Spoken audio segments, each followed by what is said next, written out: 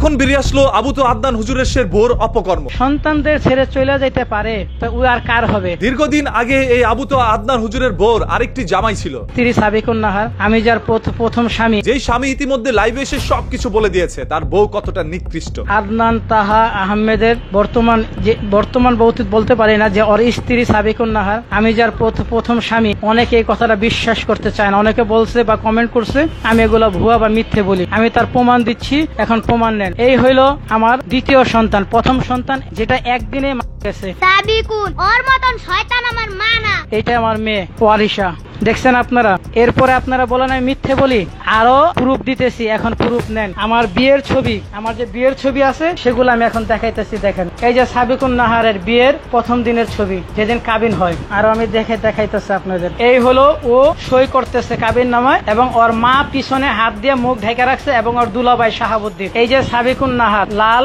শাড়ি পরা, আর আমার ভাগ্নির সাথে, আমার ভাগ্নির নাম অনু, এই উপর আমার বাবার ছবি। এই যে সাবিকুনের ছবি আর আমার ছবি। এই যে আমি আর সাবিকুন, যে এখন আদনান তাহার স্ত্রী, কিন্তু সে আদনান তাহা তার হইল তৃতীয় স্বামী। সাবিকুন নাহার তার প্রথম স্বামী, আমি তার দ্বিতীয় স্বামী মোহাম্মদ সিরাজ, যে একজন তেল ব্যবসায়ী চট্টগ্রামের।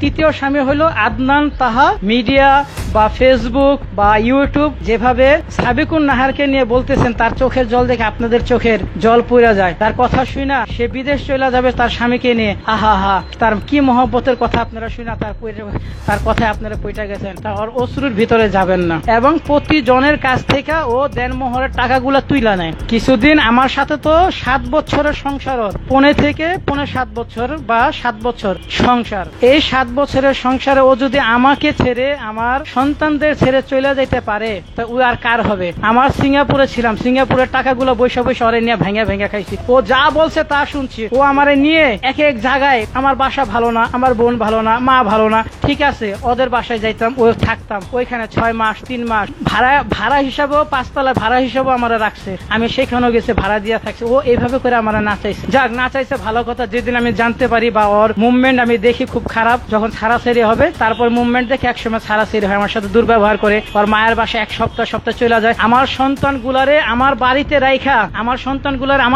রাইখা ওর মার বাসায় 1 সপ্তাহ করে চলে যেত। এটা সেই সাবিকুন নাহার, যার অশ্রু দেখে আজকে সারা বাংলার মানুষ কাতর হয়ে গেছেন। কিন্তু আমি তো জানি ওর অশ্রুর ভিতরে কি। ওর ঘুমটার তলে হেমটান আছে। ও সমস্ত পর্দাশীল মহিলাদের, পর্দাশীল মা বোনদের ওই কলঙ্কিত করছে। ওর পর্দা আছে, কিন্তু পর্দার ভিতরে আর কিছুই নাই। সব খারাপ আর খারাপ, খারাপ আর খারাপ। আজ আমি এই জন্য এই কথাগুলো বলতেছি। ওরে নিয়ে অনেকে নাচানাচি করতেছেন, ওরে নিয়ে নাচানাচি করেন না ভাই। আদনান ভাইকে নিয়ে নাচানাচি করেন, আমি জানি ওর সম্বন্ধে। প্রয়োজন হইলে আমার সাথে কথা বলতে পারেন। এর পরবর্তীতে এটা নিয়ে ওয়াজ মাহফিলের মধ্যে বিভিন্ন হুজুররা কথা বলেছেন। আদনান বাড়ি যে লেখালেখি করতে যে স্ত্রী সাংবাদিক সম্মান করে বলছে, আমার স্বামীকে গুম করা হয়েছে, পারলে আমাকেও আমার স্বামীর, হয়তো আমার স্বামীকে আমার কাছে দিয়ে যান, নাহলে আমাকে আমার স্বামীর কাছে দিয়ে যান। আর সেই স্বামীর চরিত্র হরণ করা হচ্ছে। আল্লাহ যে নারীকে ক্ষমতা দেয় নাই কেন বুঝতে পেরেছেন? ইন্টেন্সিটি অফ ইমোশন, আবেগের জোয়ার। আল্লাহ তাআলা যত বিধান আছে প্রত্যেকটা বিধান সায়েন্টিফিক্যালি, বৈজ্ঞানিক ভাবে প্রমাণিত। শেখ হাসিনা 2000 ছাত্র দলকে হত্যা কেন করেছে? শুধুমাত্র নারী হওয়ার কারণে। পুরুষ হলে সে করতো না এটা।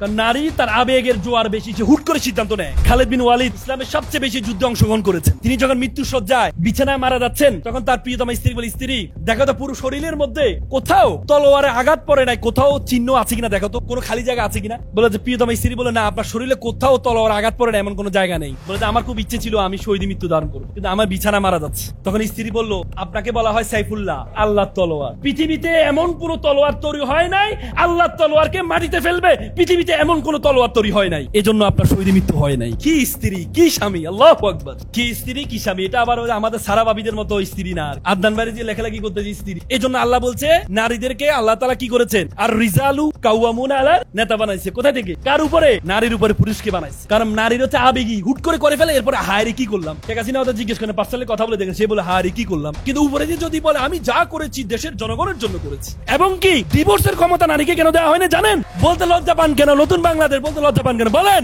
আবে তাহলে প্রতিদিন একজন জামাই তালাক হবে। সর্বশেষ আমরা এতটুকু বুঝতে পারি, এই আবু তোহা আদনান হুজুরের বউ, আদনান হুজুরের যে পরিচিতি রয়েছে, তিনি কত কষ্ট করে যে ফেমাস হয়েছে সবার কাছে, এই জিনিসটি নষ্ট করে দেওয়ার জন্যই একটি পরিকল্পনা করছে। আবু তোহা আদনান হুজুর যখন তাকে বিয়ে করবে, এর আগে তার সাথে কিছুদিন প্রেম করে। তার কিন্তু একটি স্বামী ছিল, হয়তো বা তার সাথে তার ডিভোর্স হয়েছে। আদনান হুজুর চিন্তা করেছে একটি ডিভোর্সি মহিলা তাকে বিয়ে করে আমি আমার জায়গা থেকে ইসলামটাকে একটু মান, যার কারণে ডিভোর্সি মহিলাকে তিনি বিয়ে করেন। তার আগে আবার আদনান হুজুরের প্রথম আরো একটি বউ রয়েছিল, যার নির্দেশেই তিনি এই মেয়েটিকে বিয়ে করেন। এখন আবার এই মেয়েটিকে যখন বলল আমি আরেকটি বিয়ে করতে চাই, তখন তিনি হয়তো বা রাজি হচ্ছে না, যার কারণে তাদের পারিবারিকভাবে একটি ইস্যু ক্রিয়েট হয় এবং সেটাকে নিয়ে ব্যাপক পরিমাণ আলোচনা সমালোচনার সৃষ্টি হয়। তার বউ আদনান হুজুরের বিরুদ্ধে একের পর এক পোস্ট করতে থাকে। শুধু পোস্টই নয়, আদনান হুজুরের যত ধরনের সিসি ফুটেজ রয়েছে সেইগুলো আপলোড করা শুরু করে আর মানুষকে বোঝানোর চেষ্টা করে আবু তো আদনান হুজুর একজন নিকৃষ্ট মানুষ। তিনি আপনাদের কাছ থেকে ওয়াজ মাহফিল করে টাকা পয়সা এনে মেয়ে ছেলে উভয়কে একত্রে লেখাপড়া শেখাচ্ছেন, মানে ফ্রি মিক্সিং এর মধ্যে নিজে আসক্ত, অথচ এটার বিরুদ্ধে তিনি ওয়াজ মাহফিলে কথা বলেন। তার মানে